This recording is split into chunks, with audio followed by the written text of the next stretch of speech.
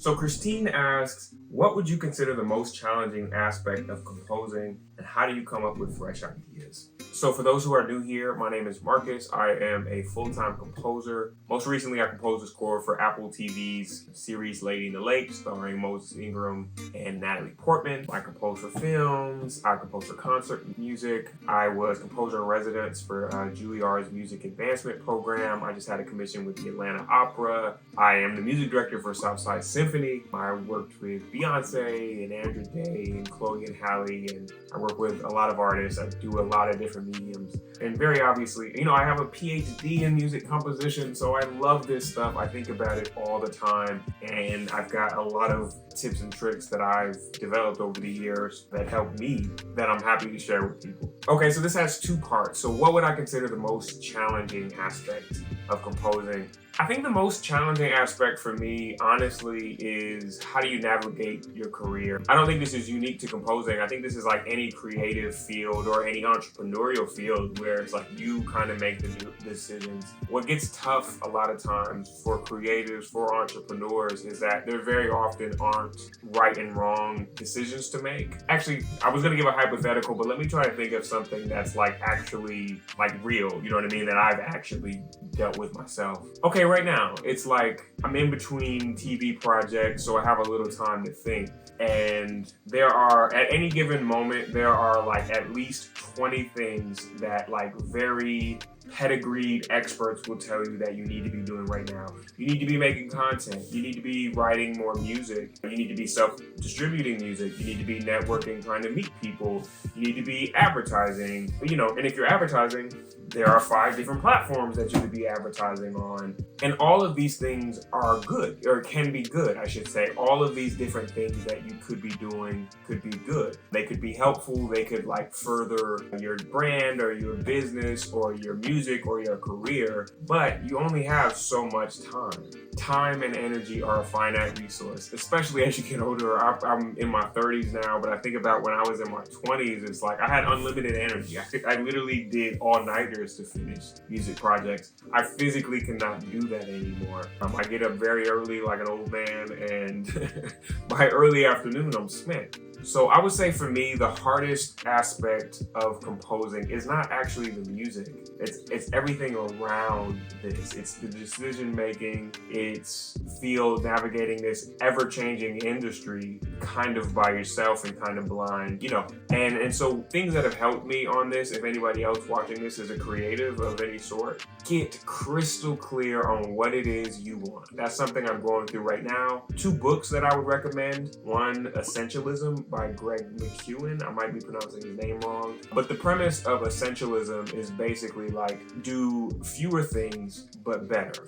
Rather than trying to move an inch in 1,000 directions, what if you just move like a mile in one single direction and build up momentum? That's a happier life. That's a more fulfilled life. And another one I'm reading now that I haven't finished is Slow Productivity by Cal Newport. It seems kind of related to Essentialism. I'm in the middle of it right now, but I'm really enjoying it and I'm getting a lot of insights from it. The takeaways from these are get very clear about what it is that you want to do, and that's like what is your big goals. I do think like when you're in your 20s, I think try a bunch of things. I always loved film music, but I didn't know that I was going to be writing it. Or growing up, I had never worked in theater or with opera for sure. I didn't know anything about it. And now I love these things. If I had tunnel vision in my 20s, I wouldn't have been open to trying them. So I will say I will give the asterisk. It's like while you're in your 20s, try as much as you can. Use that energy. Energy is your biggest asset. You might not have a lot of like capital. You might not have a big network, you don't have a big resume, but you do have energy and enthusiasm,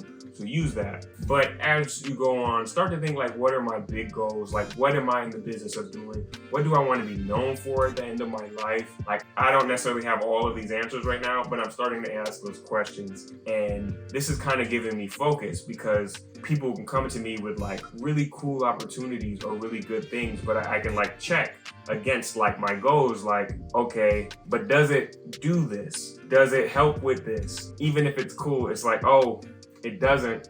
So it's like, if it does, awesome, then let's do it. But if it doesn't, then it becomes like, okay, this is awesome, but it's not for me. And that kind of helps with that, the decision making.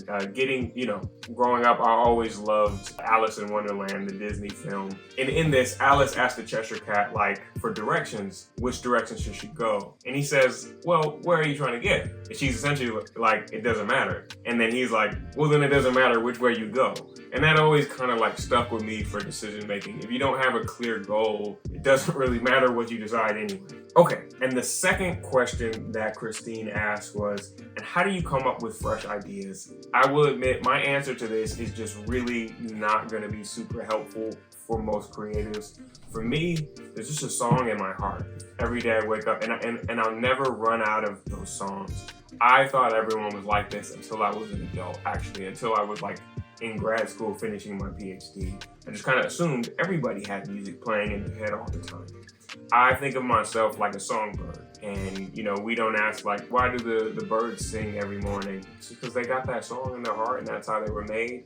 And I feel like that's how I was made. Now, that said, I listen to a lot of music by people I don't know. I'm always trying to discover new music. I'm always trying to get recommended new music. What's cool about the time we're in now is that, like, you literally have access to, like, unlimited music all the time. I can access every recorded song ever from my phone for free. Take advantage of that. And this applies to any medium, right? If you're a painter, if you're an animator, whatever it is, it's like you can access so much. Do your research, spend some time researching, like consume things. Be a fan of the medium before you're a creator. Most of us were, right? Like you started making music because you loved music. You loved the records that you were hearing and you were like, how can I make this? Maybe you play video games. Well, how do they make the video games? So I would say, like, expose yourself to new things that you haven't heard before. Ask for recommendations. Use the algorithms to your advantage. Once you get on YouTube, you find things you like. They start recommending other things you might like. It's scary, but it's awesome.